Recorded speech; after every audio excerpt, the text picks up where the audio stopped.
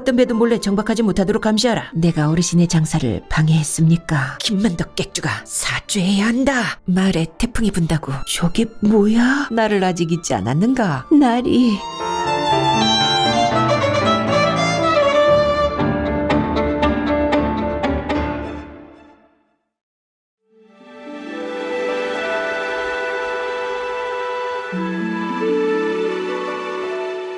열네 번째 이야기. 가슴속의 한.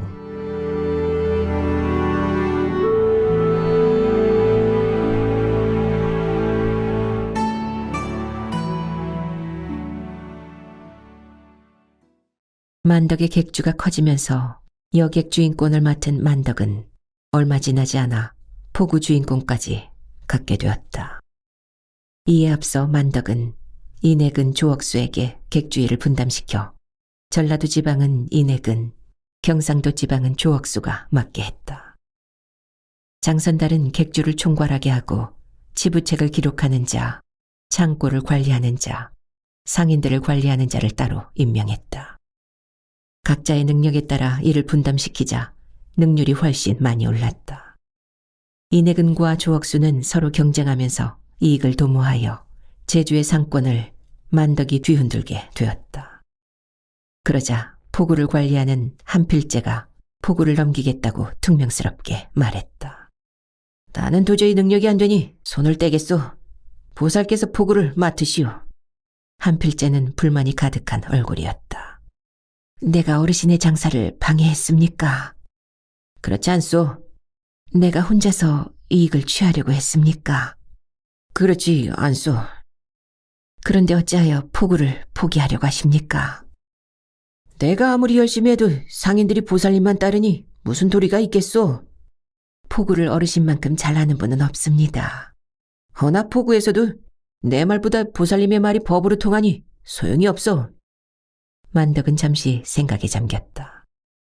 만덕이 노골적으로 한필재의 일을 방해한 일은 없었다. 다만 한필재가 약삭 빠르고 교활한 인물이어서 이익이 남지 않으면 생사가 걸린 일에도 나서지 않으려고 할 때가 있었다.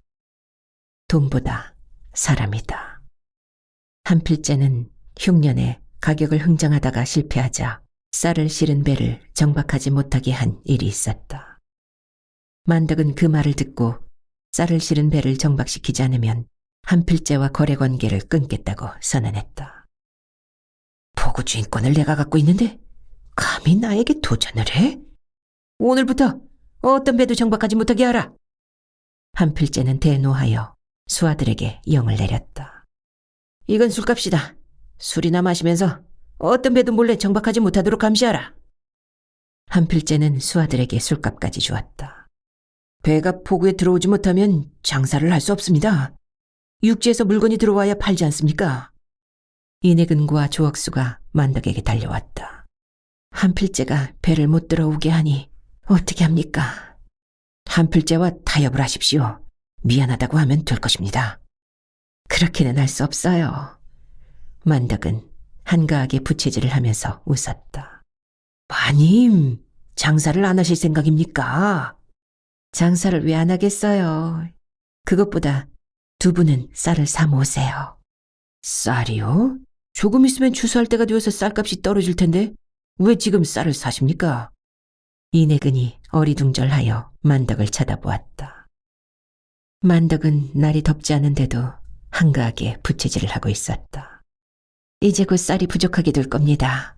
그러니 내 말대로 쌀을 사 모으세요. 인혜근과 조억수는 이해할 수 없었으나 만덕의 지시대로 쌀을 사서 객주의 창고에 쌓았다. 육지에서 온 배들이 포구에 정박하지 못하자 물가가 폭등하기 시작했다. 만덕과 한필재는 팽팽하게 대치했다. 언제까지 대치하실 생각입니까? 육지 상인들이 배를 정박하지 못하게 하면 돌아가겠다고 합니다.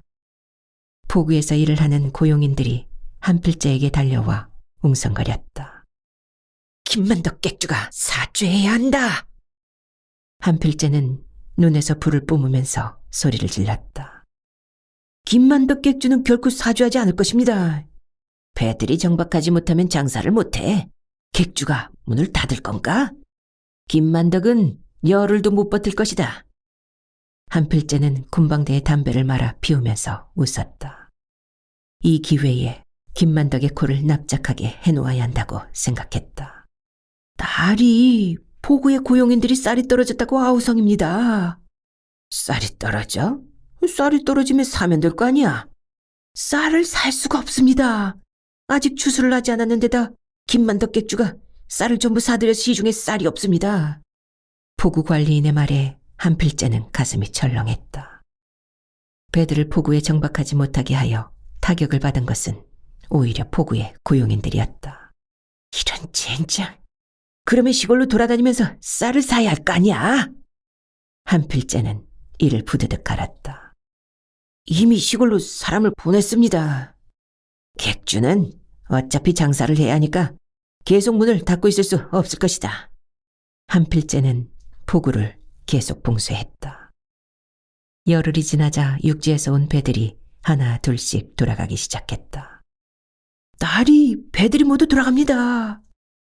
포구 고용인들이 불안한 표정으로 웅성거렸다. 한필재는 보름이 지나자 포구에 봉쇄를 풀고 말았다. 폭리를 취하지 말라. 생사에 관련된 물건으로 농간을 부리지 말라. 상도를 지켜라.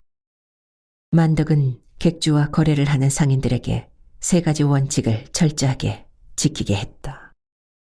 그것은 만덕의 법이라고 하여 제주 상인 모두에게 알려지고 개성 상인이나 경성 상인들에게까지 알려졌다. 한필재는 만덕과 대립을 하다가 끝내 손을 들고 말았던 것이다.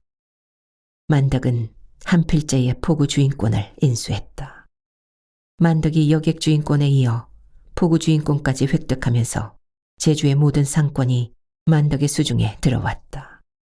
만덕은 장사를 하여 번 돈으로 많은 땅을 사들였다. 이제는 내 땅도 있으니 더 바랄 것이 없다. 만덕은 스스로 그렇게 생각했다. 만덕의 장사는 해가 지날수록 번창했으나 쓸쓸한 일도 있었다. 제주목에서 형방을 하는 만수 오빠가 갑자기 드러눕더니 위중해졌다. 오라버니! 만덕은 깜짝 놀라 만수 오빠의 집으로 달려갔다. 만수 오빠의 2 아들과 딸이 무릎을 꿇고 앉아 훌쩍이고 있었다.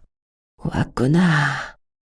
만덕이 손을 잡자 만수 오빠가 희미하게 눈을 떴다. 만덕은 만수 오빠의 손을 잡고 진맥을 했다. 만수 오빠는 뜻밖의 치료가 되지 않는 흉통을 앓고 있었다. 병이 이렇게 위중한데 왜 나에게 알리지 않았어요? 갑작스럽게 생긴 병이다. 갑작스럽게 생길 리가 있어요. 평소에 증상이 있었을 거예요. 이따금 가슴이 콱 막히는 것 같기는 했지만 곧 괜찮아지곤 했어. 그래서 대수롭지 않게 생각했어. 만덕은 만수 오빠가 회복할 수 없을 것이라고 생각했다. 약을 짓고 침을 놓으면서 슬픔을 참을 수가 없었다. 만덕아, 나에게 회한이 하나 있다. 만수 오빠가 나직한 목소리로 말했다. 무슨 회한이에요? 나는 이 회한 때문에 죽어도 눈을 감지 못할 것 같구나. 무슨 회한인지 말씀하세요. 오라버니 한을 내가 풀어드릴게요. 정말이냐? 시집가라는 것만 아니면 무엇이든지 들어줄게요. 나는 네가 시집을 갔으면 한다. 그 얘기는 하지 마세요. 이제 와서 무엇하러 남의 부인이 되겠어요. 최연중 때문이냐? 아니에요. 그럼 신광익 목사냐? 만덕은 대답을 하지 않았다. 때때로 한양에서 온 상인들이나 선비들을 만나면 신광익에 대해서는 묻고는 했었다. 그러나 영모 사건에 연루되어 한양으로 압송된 후에 신광익의 소식은 뚝 끊겨 있었다. 만덕이 정성껏 치료를 했으나 만수 오빠는 한 달이 못 되어 눈을 감았다. 삶이 이렇게 부질없는 것을. 만덕은 만수 오빠의 장례를 치르면서 한없이 울었다. 만구 오빠는 술주정꾼이 되었다. 최유중 사건으로 옥고를 치른 지 얼마 되지 않았을 때 연희 어머니가 바람이 나서 집을 나갔기 때문이었다. 만구 오빠는 그 일로 정신이 반쯤 나가 돈만 생기면 술을 마시고 거리를 쏘다녔다. 오라버니, 일은 안 하고 술만 마시면 어떻게 해요?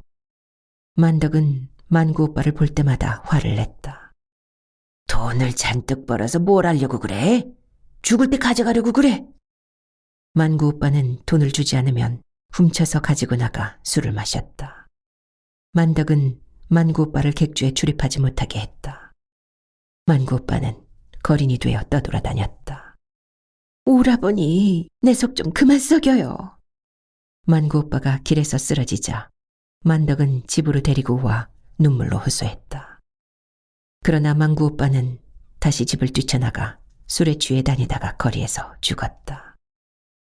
이렇게 죽을 것을 왜 태어났는지. 만덕은 만구 오빠의 장례를 치른 뒤에 쓸쓸했다. 연희 어머니가 제주로 돌아온 것은 만구 오빠가 죽은 지 한 달밖에 되지 않았을 때였다. 연희 어머니는 보기 드문 미인이었다. 그녀는 용모가 지극히 아름다워 마을의 남정네들이 모두 좋아했다. 마을에 과거 공부를 하는 선비가 있었는데 연희 어머니를 한번 보자 사랑에 빠지고 말았다. 그는 여러 차례 수작을 걸어서 마침내 연희 어머니와 정을 통했다. 그녀와 정을 통하고 보니 더욱 아름답게 보였다. 너 같은 미인이 어찌 저런 추한 남자와 같이 살고 있느냐. 너와 남편을 비교하면 마치 소똥무더기에 아름다운 꽃이 피어있는 것과 같다. 선비가 보잘것없는 만구 오빠와 아름다운 연희 어머니가 함께 살고 있는 것을 빗대어 말했다. 저의 운명이 그런 것을 어찌하겠습니까?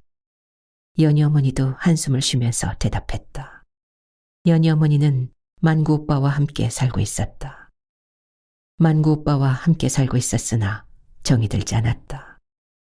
만구 오빠를 위해 빨래를 하고 밥을 짓기는 했으나 사랑의 감정이 일어나지 않아 우울한 날을 보내고 있었다. 선비는 연희 어머니에게 돈과 폐물을 주면서 자신과 함께 도망가 살자고 유혹했다. 연희 어머니는 마음이 혹하여 귀를 기울이다가도 결정적인 순간에는 가만히 고개를 흔들었다. 그러나 완강하게 거절하지는 않았다. 선비는 연희 어머니가 어느 정도 마음이 있으나 선뜻 결정을 내리지 못하자 어느 날 집으로 쳐들어갔다. 도련님께서 무슨 일입니까? 선비가 문을 활짝 열자 만구 오빠는 양반가의 도령이 무슨 일인가 하여 깜짝 놀랐다. 너의 집에 있는 모란꽃을 옮겨 심으려고 한다. 선비가 엉겹결에 대답했다. 저의 집에는 모란꽃이 없습니다. 꽃이 있더라도 이렇게 심한 가뭄에 옮겨 심으면 살 수 있겠습니까? 만구 오빠가 이해할 수 없다는 표정으로 말했다. 날씨가 아무리 가물어도 거름통에 있는 꽃은 옮겨도 살 수가 있습니다.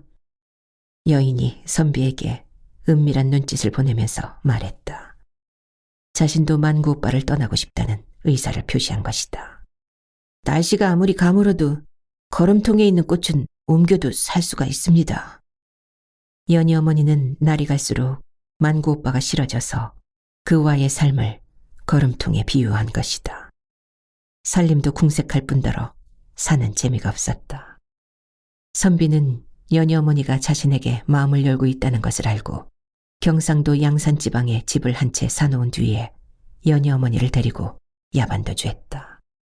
만구 오빠는 연희 어머니를 찾아 미친 듯이 돌아다니다가 술병으로 죽은 것이다. 연희 어머니는 선비와 함께 즐거운 나날을 보냈다. 하루는 선비가 연희 어머니의 등을 어루만지자 수척해져 있었다.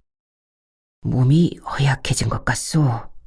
선비는 안쓰러운 듯이 연희 어머니에게 말했다. 날씨가 가물 때 옮겨 심어서 그렇습니다.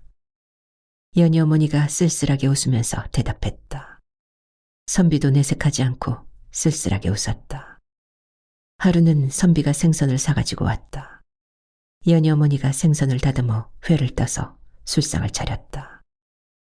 연희 어머니가 손을 씻지 않아 손에서 비린내가 심하게 났다. 손도 씻지 않고 술을 따르는 것이오? 정결하지 못하오. 선비가 연희 어머니에게 질책을 했다. 똥거름 무더기에서 난 것이 어찌 정결하겠습니까? 연희 어머니가 새침한 표정으로 말했다. 우리 두 사람이 비록 다정하게 살고 있지만 네 말에 노여운 뜻이 담겨 있다.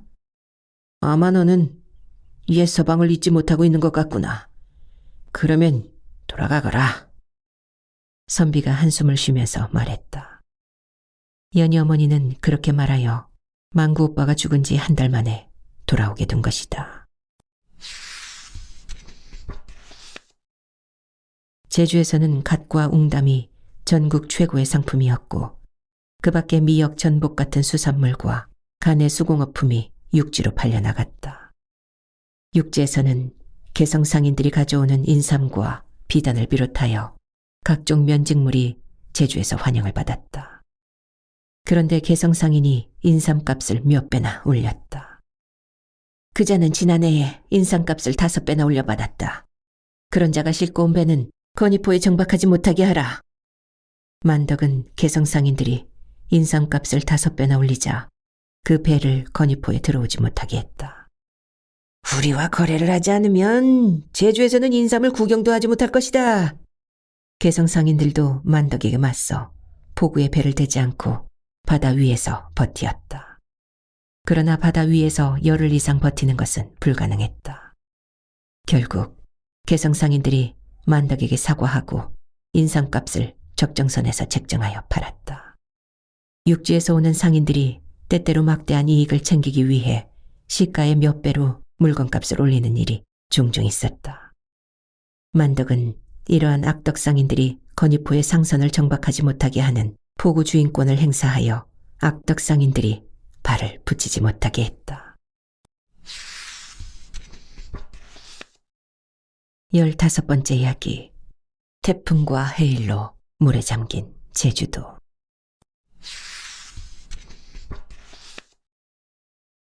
만수 오빠는 흉통으로 죽었다.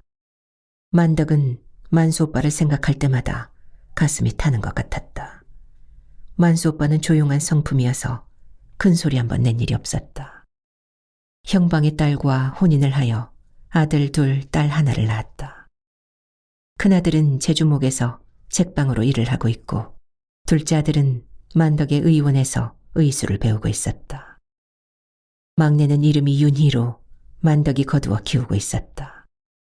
윤희 어머니는 만수 오빠가 죽은 지 3달 만에 세상을 떠났다.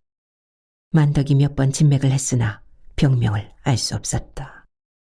둘이 너무 사랑한 탓일 거야. 마을 사람들이 윤희 어머니의 죽음을 안타까워하면서 말했다. 윤희 어머니는 온순하고 인정이 많아서 마을 사람들이 좋아했다. 만덕은 향이 어머니를 만수 오빠와 합장을 해주었다. 무엇을 생각하십니까? 바닷가를 느릿느릿 걷고 있던 만덕에게 장선달이 물었다. 죽을 때를 생각하고 있습니다. 죽을 때라니요? 아직 정정하십니다. 누구나 죽는 법입니다. 열흘 붉은 꽃이 없다고 하잖아요.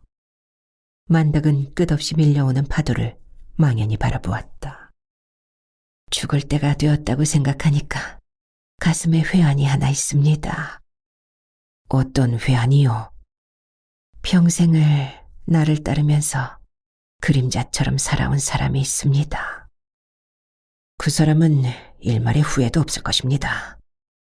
정말 그럴까요? 그저 바라보고 있는 것만으로도 감사하면서 살았지요. 만덕이 몸을 돌려 장선달을 그윽한 눈빛으로 바라보았다. 장선달이 당황하여 고개를 돌렸다. 선달님. 예. 뭐라고 말씀드리지 않겠습니다. 만덕이 다시 등을 돌려 걸음을 떼어놓았다. 장선달은 만덕의 뒷모습을 시린 눈빛으로 바라보았다. 언제나 그랬다. 장선달은 만덕의 뒷모습을 항상 서너 걸음 떨어져 바라보고는 했었다. 뒤에서 지켜보고 함께 있다는 사실만으로도 행복했어. 더 이상 바라는 것은 욕심이라고 생각했다.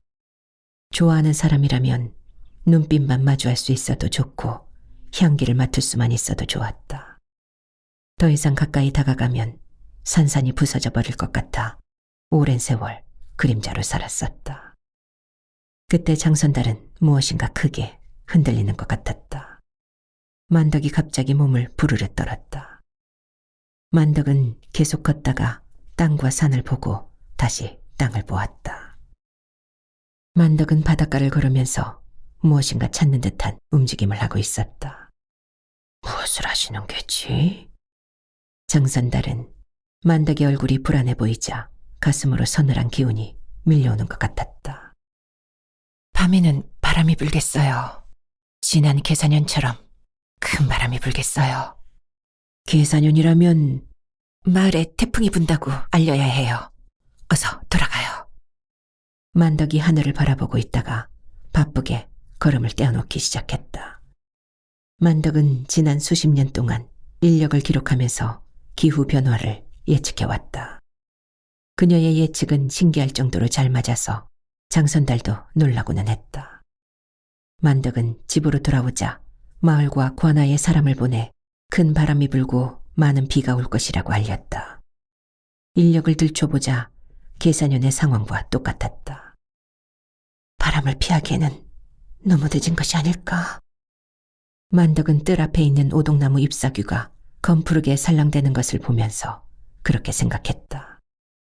마을 사람들과 관아에서는 하늘이 푸르기만 한데 무슨 큰 바람이 불겠냐며 코웃음을 쳤다. 그러나 만덕은 잔뜩 긴장하여 객주와 기루에 지시하여 만반의 대책을 세우라고 지시했다. 밤이 되자 과연 바람이 일고 비가 내리기 시작했다. 저 먼 곳 어디에선가 지진이 있었을 거야. 만덕은 바닷가에서 지진의 움직임을 느꼈었다. 어딘가 알 수 없는 곳에서 지진이 일어나면 그 여파로 해일이 밀려온다. 계산년 1795년 정조 19년 8월 26일의 일이었다. 원 흉한 일도 다 있네. 면직물을 매집하러 나갔던 상인들이 객주로 돌아와서 투덜거렸다. 무슨 일인데 그러는가? 만덕에게 객주의 한 달 거래량을 보고하고 있던 조억수가 눈살을 찌푸렸다. 글쎄 중박리를 지나오는데 개구리가 떼를 지어 이동을 하고 있지 뭡니까? 내 평생 그런 일은 처음 봤습니다. 상인의 말에 손을 내저었다. 별 관심 없으니 물러가라는 뜻이었다. 난 뱀을 보았어요. 뱀이 수십 마리가 한 곳에서 또아리를 들고 있었어요. 가슴이 섬뜩해서 길을 갈 마음이 사라지더라고요. 다른 상인이 말했다. 그들은 만덕이 대청에 앉아있는 것을 보고 허리를 깊숙이 숙여 인사를 했다. 분명히 흉사가 일어날 거야. 고영태의 목장에 있는 말들이 갑자기 미쳐 날뛰어 산으로 달아났다잖아. 시끄럽다. 그만 떠들고 물러가라. 조억수가 호통을 쳐서 두 상인을 창고로 보냈다. 만덕은 조억수로부터 보고를 받은 뒤에 만구 오빠의 딸 연희를 데리고 기루로 향했다. 들판은 이미 가을이 무르익어 황금빛이었다. 누렇게 고개를 숙인 벼들이 들판에 가득한 것을 본 만덕은 가슴이 뿌듯해왔다. 봄이 되어 벽실을 뿌리고 여름 내내 물을 잘 관리하여 가을이 되어 온 들판이 황금빛으로 출렁거리는 것을 보면 저절로 배가 부른 것 같았다. 쿵! 그때 무엇인가 커다란 울림이 느껴졌다. 소리는 들리지 않았으나 천지가 흔들리는 듯한 기이한 울림이었다.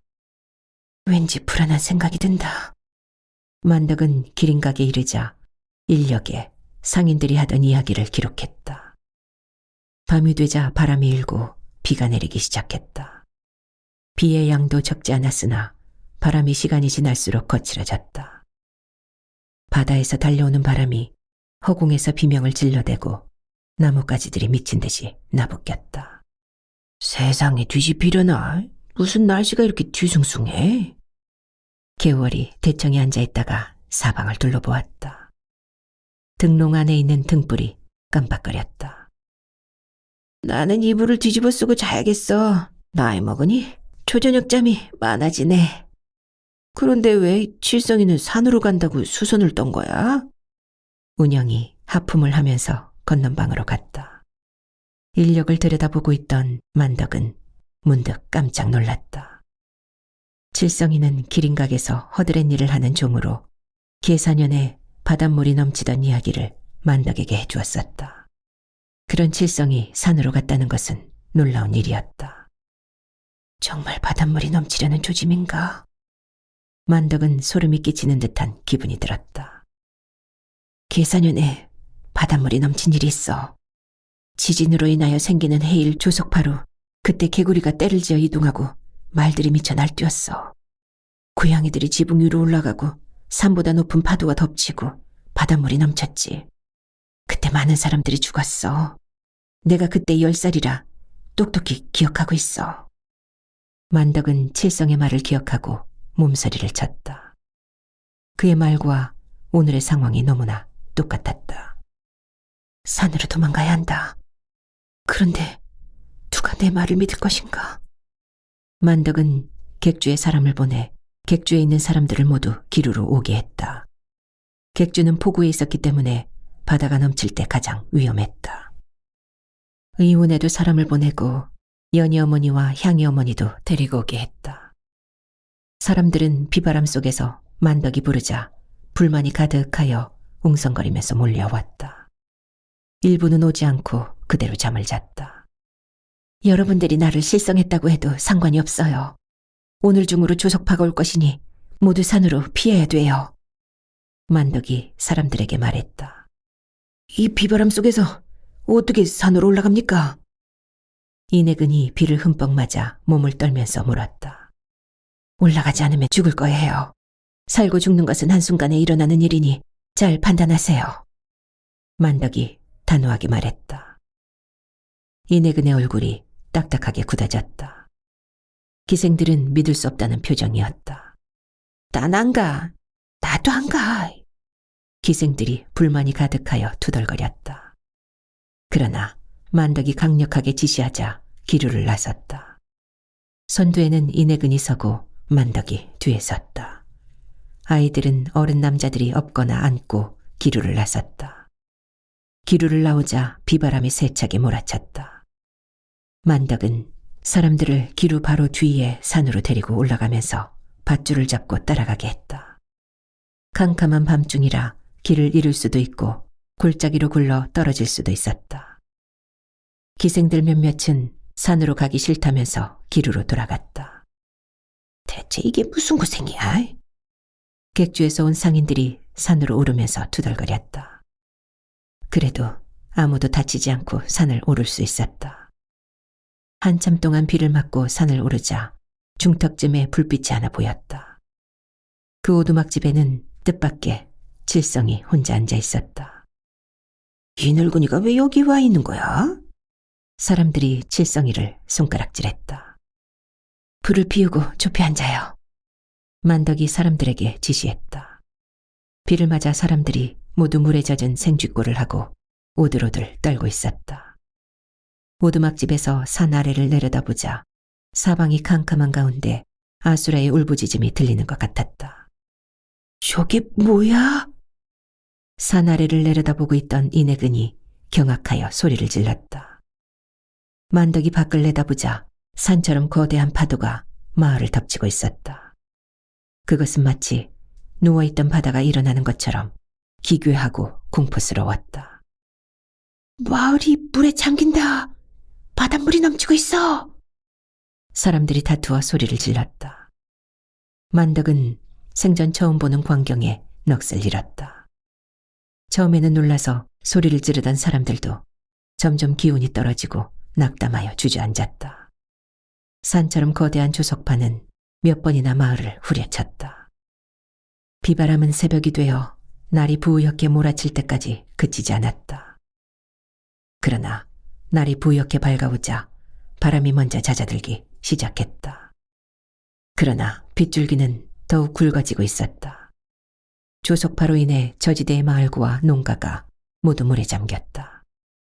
게다가 빗줄기까지 세차게 내리고 있어서 사람들은 오두막에서 나갈 수가 없었다. 비는 그날 밤에야 그쳤다. 그러나 마을을 덮친 조석파는 사흘이 되도록 빠지지 않고 있다가 나흘째가 돼서야 빠지기 시작해 닷새째가 된 뒤에야 완전히 빠졌다. 다행히 칠성이가 오두막집에 고구마 따위를 비축해둔 것이 있어서 날걸로 씹으면서 허기를 면했다. 완전히 휩쓸어버렸구나. 만덕은 산에서 내려오자 망연자실했다. 마을의 집들 중에 온전한 집이 거의 없었다. 기와집은 기와장들이 죄에 날아가고 초가집은 바람과 물에 휩쓸려가서 흔적조차 남아있지 않았다. 논이며 밭도 성한 곳이 없었다. 객주도 완전히 허물어져 버리고 창고에 있던 물건들도 다 쓸려가고 없었다. 돌담이 넘어지고 커다란 나무가 뿌리째 뽑혀 나뒹굴었다. 그러나 언제 그런 일이 있었느냐는 듯이 햇살이 쨍쨍하고 하늘이 푸르렀다. 제주도는 태풍과 해일로 초토화되었다. 곳곳에서 수많은 사람들이 시체가 되어 뒹굴어 집집마다 곡성이 그치지 않았다. 올해 새 고울의 농사는 간간히 단비를 만나 크게 풍년이 들 희망이 있었습니다. 그런데 뜻하지 않게 8월 27일과 28일에 동풍이 강하게 불어서 기와가 날아가고 돌이 굴러가 나부끼는 것이 마치 나뭇잎이 날리는 것 같았습니다. 그리하여 곡식이 짓밟히고 피해를 입은 것 외에도 바다의 짠물에 마치 김치를 담근 것 같이 절여졌습니다. 80, 90세 되는 노인들도 모두 이르기를 전전 계사년에 이런 재해가 있었는데 올해 또 이런 재해가 있다고들 하였습니다. 제주 목사 이철훈이 즉시 조정에 장계를 올렸다. 이철훈의 장계에 따르면 음력 8월 27일에 기와가 날고 돌멩이가 구르는 태풍이 불었으니 지금으로 말하면 추석을 지난 가을에 엄청난 위력을 가진 태풍이 제주도를 강타한 것이다. 게다가 해일까지 덮쳐서 제주도 산악지역을 제외한 전 지역에 물이 잠기는 바람에 벼들이 바닷물에 김치처럼 절여져서 썩었다. 해일 때문에 집들이 파괴되고 농작물이 쓸려갔다. 제주도 도민들은 전례 없이 강한 태풍과 해일에 부서진 집들을 복구하고 떠내려간 시체들을 건져 올려 장사를 지냈다. 그러나 더욱 무서운 공포가 기다리고 있었다. 해일로 인하여 가을 거지를 앞둔 농작물들이 피해를 입어 한 톨도 수확할 수 없는 참상이 일어났다. 찬바람이 부는 겨울이 오면서 가을에 수확을 못한 제주도는 식량 사정이 최악으로 변했다. 쌀이 떨어졌소. 쌀을 좀 나눠주시오. 태풍과 해일에 살아남은 제주도 도민들은 떼를 지어 몰려다니면서 양식을 구걸했다. 그러나 제주도 전 지역을 휩쓴 태풍과 해일이었기 때문에 양식을 가지고 있는 사람이 거의 없었다. 도민들이 굶주리기 시작한 지 이틀이 지나고 사흘이 지나자 노약자들부터 차례로 쓰러졌다. 태풍과 해일이 지나간 지 한 달이 지나자 굶주려 죽는 사람들이 낙엽처럼 많아졌다. 조정은 제주도의 태풍과 해일로 인한 피해를 보고받자 발칵 뒤집혔다. 제주도 백성들의 일이 진실로 절박하고 불쌍하나 이만 섬의 곡식을 청한 것은 멀고 가까운 기록을 두루 살펴보아도 그 전례가 없습니다. 비록 전전 계사년의 특례로 넉넉하게 구휼해준 사례가 있으나 그때에 나누어 준 것도 1만 섬에 불과합니다. 한결같이 전전 계사년에 나누어 준 수량에 따라 쌀과 보리를 합하여 1만 섬을 보내주어야 할 것입니다. 특별히 관찰사에게 명하여 연해에 넉넉한 고을에 창고 속에 남아있는 것을 편의대로 배에 실어 보내되 5천 섬은 10월 안으로 들여보내고 그 나머지 수량은 초봄까지 계속 실어 보내도록 해야 할 것입니다. 순풍을 기다려서 조심하여 건너가도록 하는 등의 일에 대해서 각별히 엄하게 신칙하여 떠나보내도록 하며 도착한 뒤에는 일의 전말을 그로 하여금 도착하는 즉시 장계로 아뢰게 하소서. 우의정 이병모가 아뢰었다. 호남의 연안 고을들이 가뭄과 강풍으로 재변으로 인한 피해가 가장 심하다. 백성들의 황급함이 눈앞에 어른거리는 듯하고 오로지 이 생각이 마음에 걸려 자나 깨나 맺혀 있는 듯하다. 어젯밤에 제주 목사가 곡식을 청한 장계를 보았는데 어찌 불쌍하고 가엾이 여기지 않을 수 있겠는가.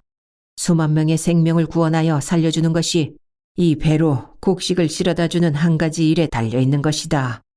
우의정이 아뢰은 대로 관찰사에게 지시하여 먼저 곡식을 나누어 새 목사에게 주어 운반선을 통솔하고 들어가게 하라. 정조가 영을 내렸다. 조정은 전라도와 경상도 일대에 공문을 보내 제주도로 쌀을 실어보내라는 영을 내렸다. 그러나 조정의 공문이 오고 가는 사이에도 수많은 제주도 도민들이 죽어가고 있었다.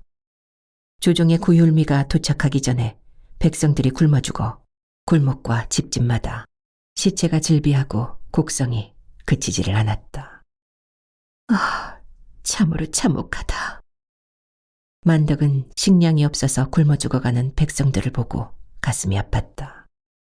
12월이 되어도 조정의 구휼미가 도착하지 않아 제주도는 굶어 죽어가는 사람들이 더욱 많아졌다. 만덕은 객주에 항상 쌀이 2,000석 이상 있었으나 해일 때문에 창고가 떠내려가 쌀이 남아있지 않았다. 조정에서는 심낙수를 어사로 임명하여 제주도 도민들을 위로하고 재난을 제대로 구하는 데 소극적이었던 이철훈 목사를 파직했다. 이철훈의 파직은 장령 강봉서가 올린 상소로 인한 것이었다. 제주도는 여러 차례 흉년이 들었지만 지난해처럼 추수할 것이 전혀 없었던 것은 전에 없던 일이었습니다. 겨울부터 여름까지 굶어 죽은 사람이 몇천 명이나 되는지 모르는데 올해 8월에 또 큰 바람이 연일 불어서 정연과 대정연은 적지나 다름없고 제주 좌면과 우면도 혹심한 재해를 입어 내년 봄이면 틀림없이 금년보다 배나 더 굶주림을 호소할 것입니다. 장령 강봉서의 상소를 읽은 정조는 몸을 부들부들 떨었다. 강봉서의 상소는 계속된다. 목사 이철우는 밤낮 없이 술에 취하여 백성들의 고통은 아랑곳하지 않은 채 환곡을 마구 받아들이면서 매 섬마다 반드시 2서너 말의 여유 곡식을 더 받고 나누어 줄 때는 곡식 한 말과 7, 8되에 불과한데도 그 남은 곡식은 끝내 어디로 갔는지 모릅니다. 이송한 곡식 1만 포는 전적으로 백성들을 구제하기 위한 것이었는데 처음에는 큰 말로 받아들이고 끝에 가서는 작은 말로 나누어 줘 매 섬에서 2말씩 남은 것이 합하여 1,000여 섬이나 됩니다. 그리고 해남에서 옮겨올 곡식에 남은 숫자인 11섬은 애당초 실어오지도 않고 군교를 보내어 군으로 환산해서 배와 명주를 샀습니다. 애당초 곡식을 요청할 때도 진창에 보관된 쌀 1,300여 섬은 재해에 따라 탕감해주는 백성들 환곡 속에다 뒤섞어 놓아 아예 장계도 올리지 않았고 새 거울에 기민을 뽑아 조건 없이 곡식을 준 백성의 수는 2,000여 명에 불과한데도 4,000명으로 보고하였습니다.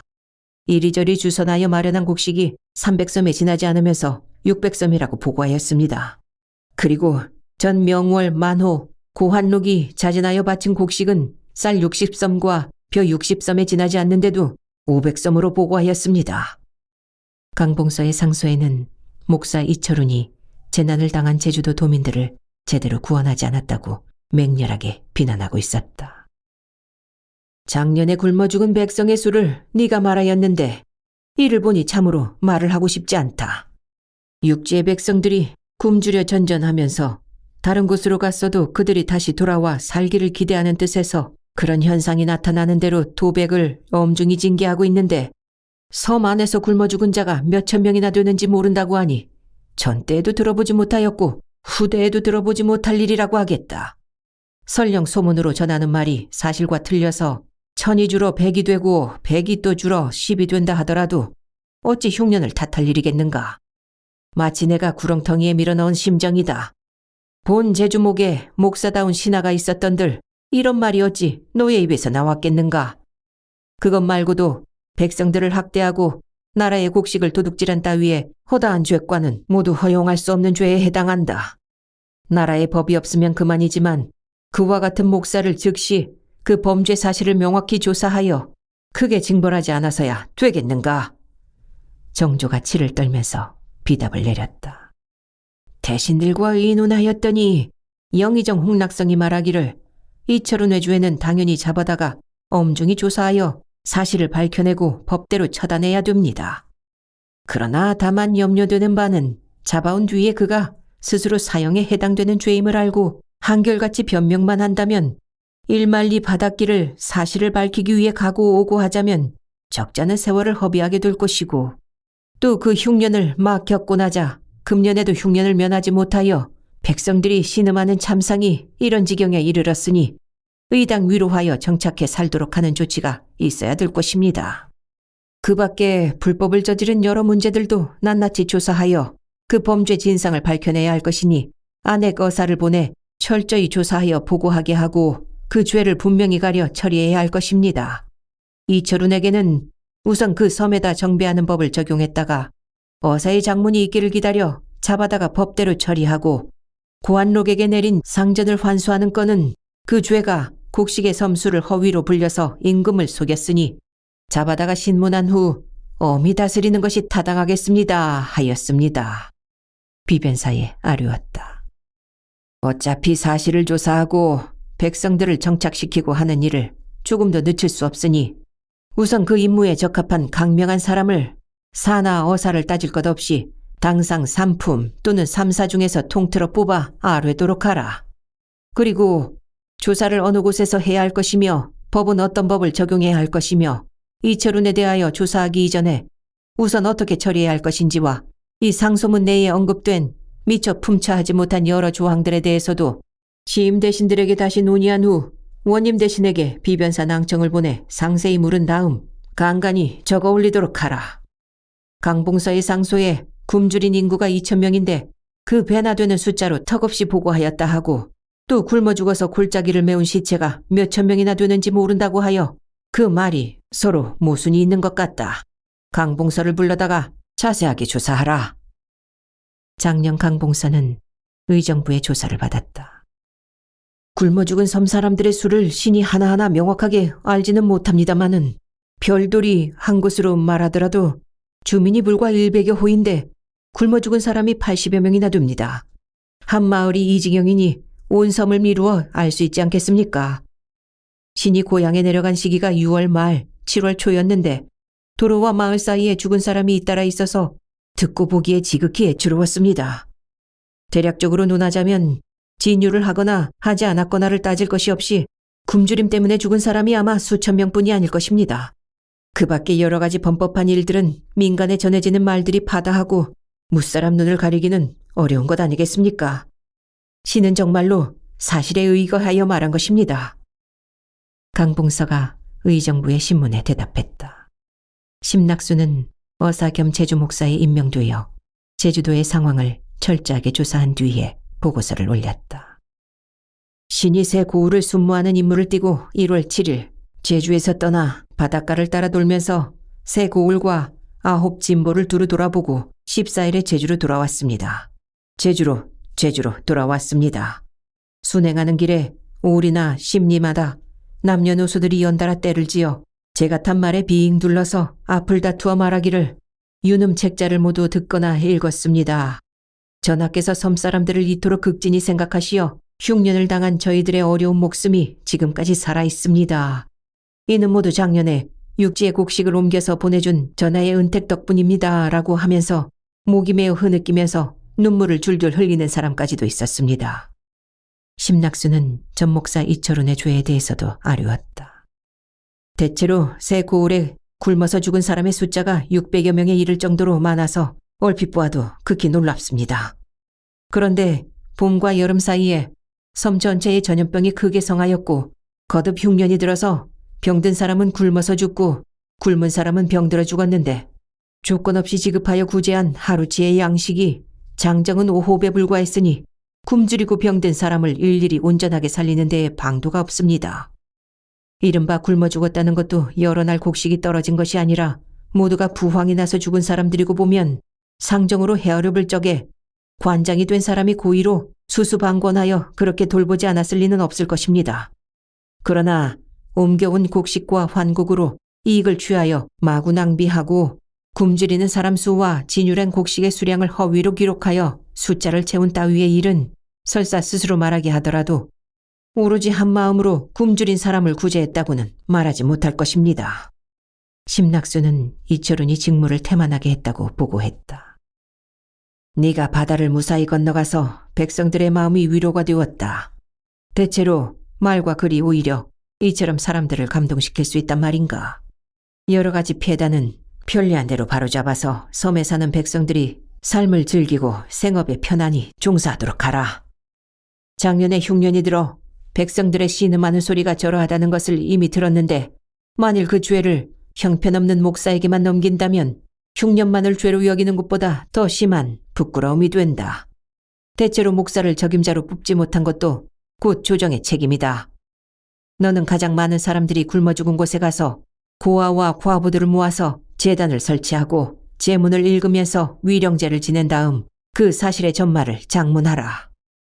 정조는 제주도 도민들을 위로하는 위령제를 지내라는 영을 내렸다.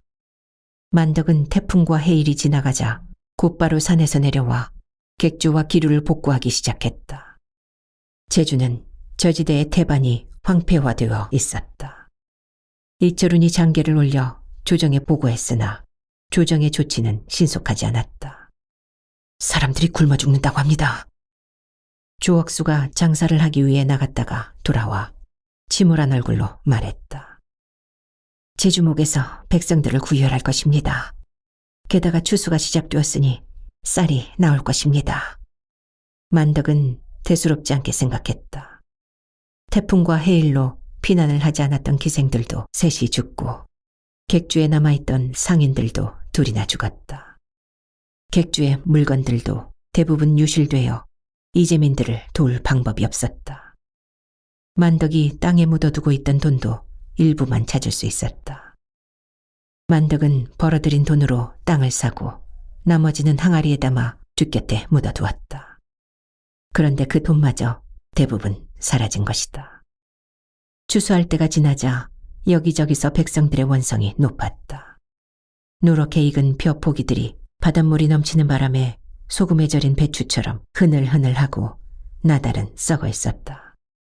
조정에서 쌀을 보내준다는 임금의 영이 백성들에게까지 전해졌으나 실제로는 12월이 될 때까지 제주에 도착하지 않고 있었다. 내가 제주를 한 바퀴 돌아봐야겠다. 만덕은 허영환의 배를 타고 제주를 돌았다.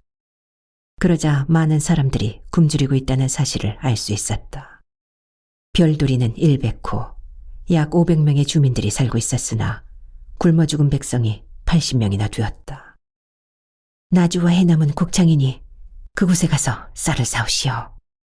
만덕은 자신이 갖고 있던 돈을 모두 내놓고 허영환에게 지시했다. 허영환이 상선 수십 척을 이끌고 나주와 강진, 해남에서 쌀을 사오기 시작했다.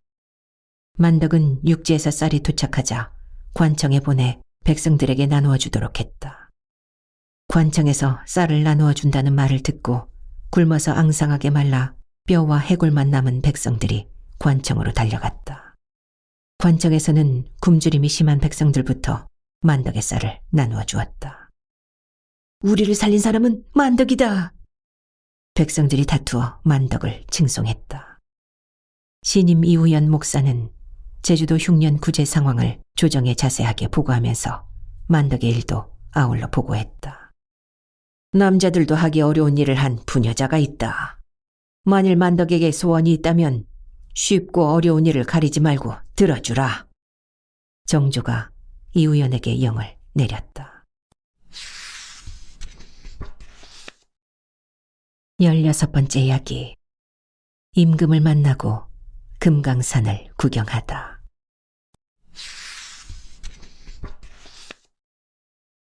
(1797년) 정조 21년의 일이었다. 한양 장안에 사람들이 구름처럼 몰려나왔다. 행인들이 이처럼 많이 몰려나오는 것은 임금이나 왕비의 행차 때뿐이다.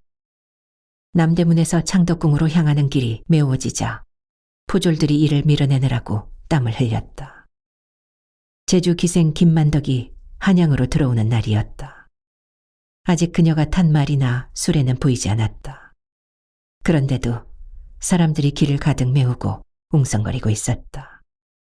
기생이 임금을 만나기 위해 탐나에서 온단 말이야? 대체 얼마나 예쁘기에 임금이 부른 거야? 예뻐서 부른 게 아니라 선행을 했기 때문이야. 선행이라니? 무슨 선행? 작년에 제주에 흉년이 들어 백성들이 절반이나 굶어 죽을 뻔한 것을 그 기생이 자기 전 재산을 털어서 살렸대. 제주 사람들의 은인이지. 군중들은 자신들이 알고 있는 이야기를 두서없이 주고받았다.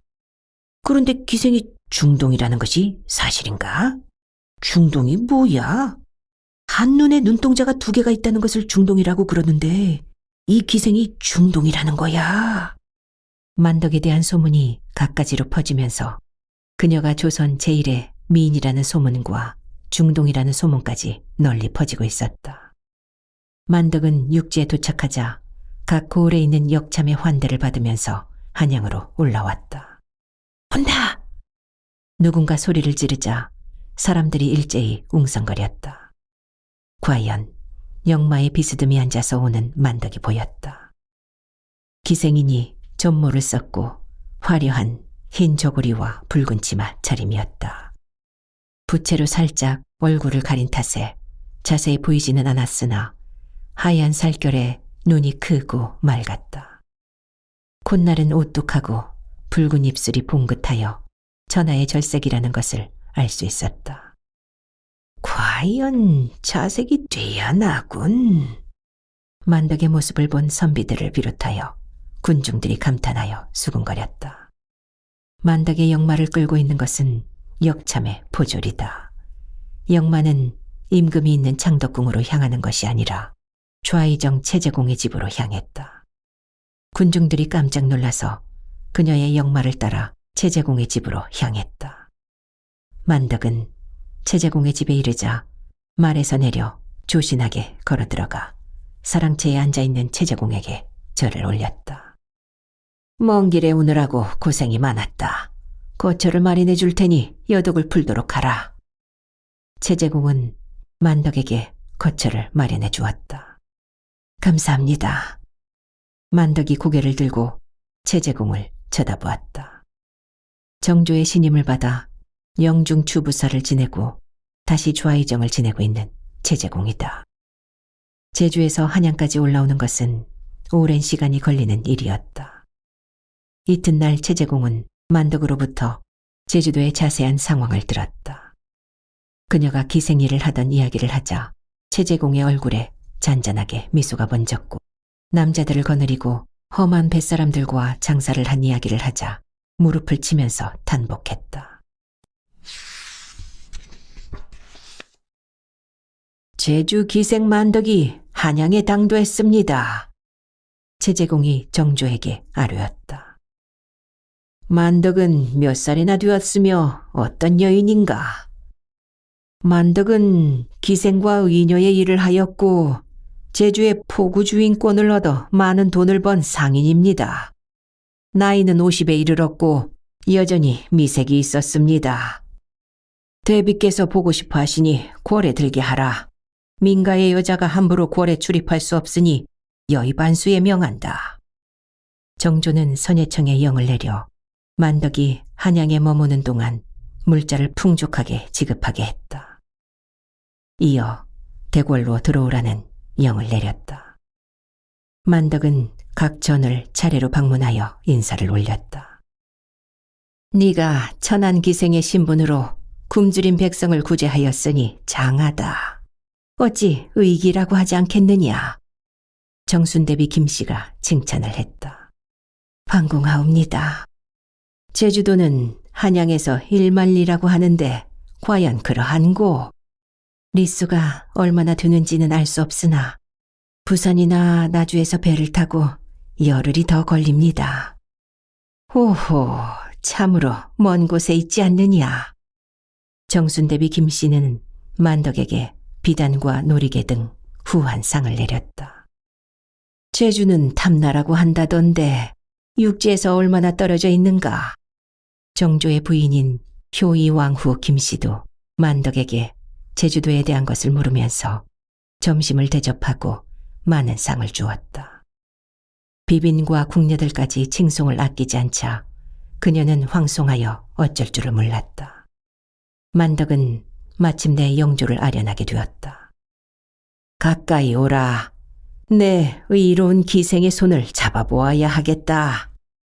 정조는 만덕이 절을 올리자 가까이 오게 하여 친히 손을 잡았다. 망극하옵니다. 만덕은 감격하여 감히 정조의 얼굴을 바라보지 못했다. 네가 전 재산을 기울여 백성들을 구했으니 내가 무엇으로 보답하겠는가? 한양에 머물러 있는 동안 편히 지내라. 정조는 만덕의 얼굴이 후덕하여 마음에 들었다. 만덕은 겨울을 한양에서 지내고 봄이 되자 금강산 탐승에 나섰다. 만덕은 나이가 많다. 산을 오르는 것이 여의치 않을 테니 금강산의 중들에게 가마를 메고 안내하도록 하라. 정조가 영을 내렸다. 만덕은 뜻밖의 중들이 매는 가마를 타고 금강산에 올랐다. 내 평생에 이런 산을 다시 볼 수 없으리라. 만덕은 금강산의 아름다운 절경이 펼쳐지자 가슴이 벅찼다. 만덕은 만폭동을 비롯하여 장안사, 표훈사 등 여러 사찰과 명성을 두루 구경했다. 네, 이제 죽어도 여한이 없다. 만덕은 통천 총석정에 올라 천하의 장관을 두루 구경하고 한양으로 돌아왔다. 만덕이 다시 각전에 인사를 드리자 이번에도 각전의 비빈들이 상을 후하게 내렸다. 만덕에 대한 소문은 다시 한번 장안에 파다하게 퍼졌다. 그녀의 소문이 장안에 널리 퍼지자 공경대부들이 그녀의 얼굴을 한번 보려고 애를 썼다. 일개 기녀의 몸으로 임금과 왕비, 세자빈을 아련하는 영광을 얻자 조선 팔도가 떠들썩하고 장안의 기생들에게도 화제가 되었다. 여의 행수는 제주의 기생. 만리 높은 파도도 두려워하지 않았네. 이제 또 금강산을 향해 떠나니 아름다운 이름 교방에 남으리. 만덕은 장안의 기생들에게 선망의 대상이 되어 명기 홍도가 그녀를 기리는 시를 지었다.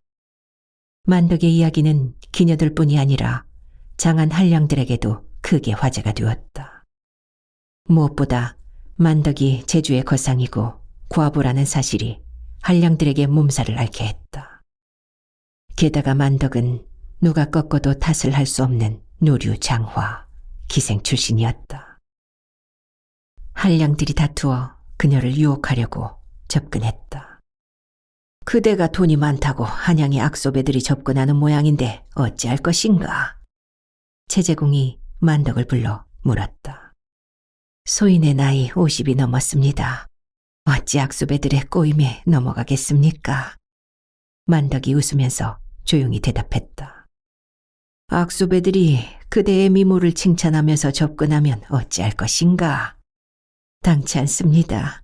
저들은 저의 미색을 탐하는 것이 아니라 재산을 탐내고 있습니다. 어찌되었든 홀로 살고 있으니 남자가 있어야 하지 않는가? 제주에는 굶주린 백성들이 많이 있습니다. 그들을 돌볼 겨를도 없는데 어찌 악소배들을 살찌우겠습니까? 너의 말이 가상하다. 한양에 머물고 있는 동안 자주 내 집에 들어와 탐나 이야기를 하라. 내가 너의 전을 지을 것이다. 채제공은 만덕을 보면서 고개를 끄덕거렸다. 이후 만덕은 채제공의 집에 여러 차례 찾아가 많은 이야기를 나누었고 채제공은 그녀의 전을 지었다.